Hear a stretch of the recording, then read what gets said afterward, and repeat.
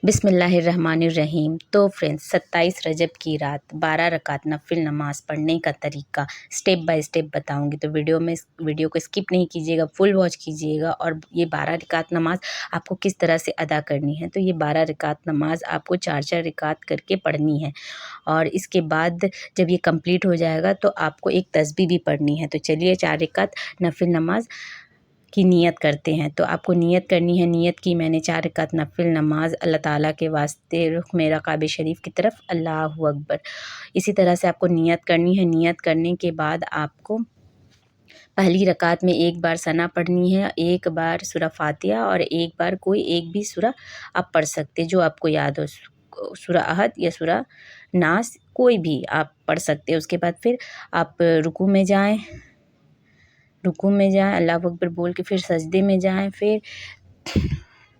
پھر آپ دوسری رکعت کے لیے کھڑے ہو جائیں۔ دوسری رکعت میں آپ کو ایک بار سورہ فاتحہ پڑھنا ہے اور ایک بار کوئی ایک سورہ پڑھ لیجئے جو آپ کو یاد ہو۔ اس کے بعد پھر آپ رکوع سجدہ کریں مکمل، اور پھر آپ قاعدے میں بیٹھ جائیں۔ قاعدے میں بیٹھنے کے بعد اتحیات پڑھیں گے۔ اتحیات پڑھنے کے بعد پھر آپ تیسری رکعت کے لیے کھڑے ہو جائیں۔ تیسری رکعت میں آپ کو وہی سب پڑھنا ہے جو آپ پہلی اور دوسری میں پڑھے تھے۔ تیسری اور چوتھی میں اسی طرح سے آپ کو نماز مکمل کرنی ہے۔ نماز مکمل کر کے پھر آپ رکوع سجدہ جس طرح سے مکمل کرتے ہیں اس طرح سے آپ پڑھ کے پھر آپ قاعدے میں بیٹھ جائیں۔ قاعدے میں بیٹھ جانے کے بعد آپ کو اتحیات پڑھنی ہے، پھر اس کے بعد آپ کو درود ابراہیمی پڑھنی ہے، پھر دعائے معصورہ پڑھ کر اپنی نماز مکمل کریں۔